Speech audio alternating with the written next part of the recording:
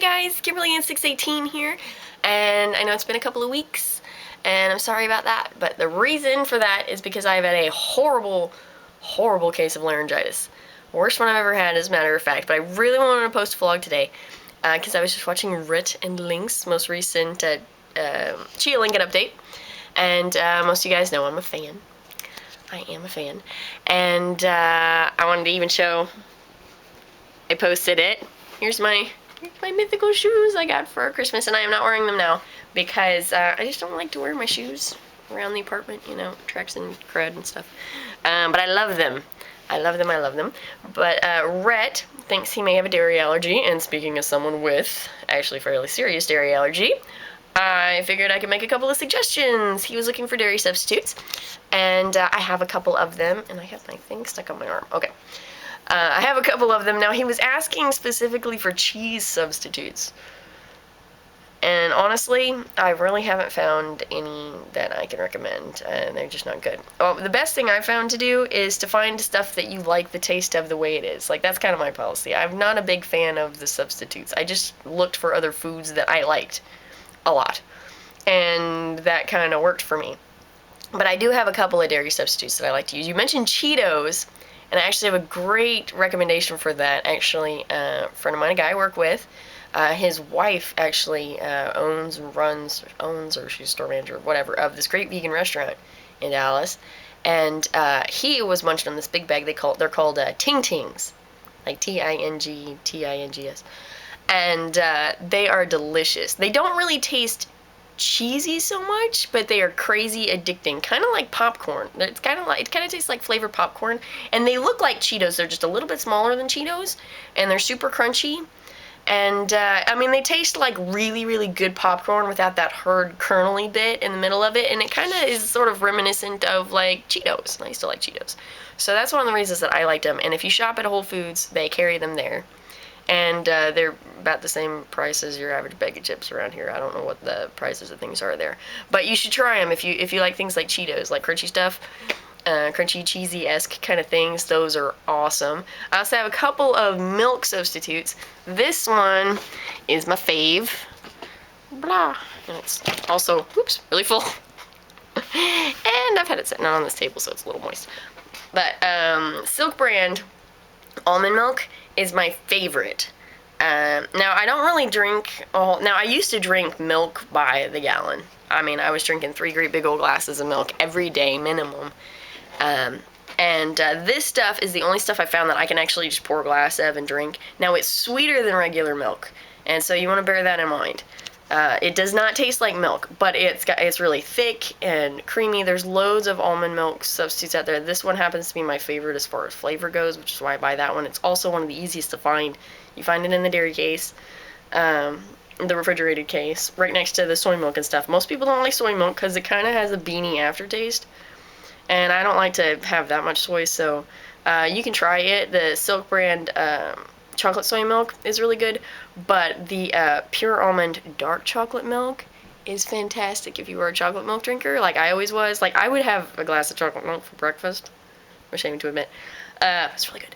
And it's really good, especially if you're like looking for like a dairy-esque dessert. You can have that, or if you want to pour just a glass of this regular Silk brand almond milk, if you're having like a piece of cake or cookie or brownie or something like that. You got to be careful to get the ones that don't have the chocolate chips and stuff in them, obviously. You could go for the ones with like carob chips in them, and those are actually pretty good. And you can have a glass of this with it, and I think it's fantastic. I think it tastes really good. Also, I don't like to pour it on really sugary cereals. I like to have cereal for like snacks, or like when it's the end of the day and you're kind of hungry but you don't want to like fix a whole big meal and you ordinarily would have had like a grilled cheese sandwich or something. I like to have a bowl of cereal. Just get cereal that's not too sweet, because this is going to be sweeter. If you don't like the sweet taste, if you really don't want your milk to be sweet at all, this is coconut milk. Now, don't get coconut water. Coconut water, which is like this stuff, is pretty tasty, but it's more like a sports drink. It's really watery, and it's kind of like just sort of like drinking flavored water. But this So Delicious brand of coconut milk is pretty good. It's thick and creamy like milk, but again, it does not taste like milk. That would be good. It's good to pour over like sugary or cereals, or if you're eating something really sugary and you want something that's not sweet to drink with it, that's a good substitute too. Now that brand, So Delicious, makes fantastic coconut milk ice cream. If you like ice cream, and I was a bit of an ice cream snob before, they make fantastic ice creams. There's actually a couple. The best tasting one I've ever found, crazy expensive, but it's called Coconut Bliss. But by far my favorite, like the rice milk ice creams, I do not like. The texture is just not good. It's grainy and bleh. Not very good, but I'll try anything once, you know. I'm a big fan of just jump out there and try stuff, but if you really like ice cream, it's pricier than regular ice cream, but some of them, like the So Delicious, they've got a cherry amaretto one, absolutely amazing, and their dark chocolate ice cream, I'm a big chocolate fan, if you haven't picked up on that yet, but it's really, really, really good, really good. I think those are all my recommendations right now. I don't know. I hope you have time to watch this. I think this is probably crazy long. But I hope this gets you through the next 3 weeks. I guess you're halfway through now. You said you were on day like 9 or 10. So the next week and a half, I hope that tides you over and you're happy with that. But good luck to you. I hope that if that turns out to be your problem and it's as simple as that, then that would be awesome. Oh, if you're looking for dairy-free, I have been kind of bad. I've been eating eggs lately, but I am a vegetarian.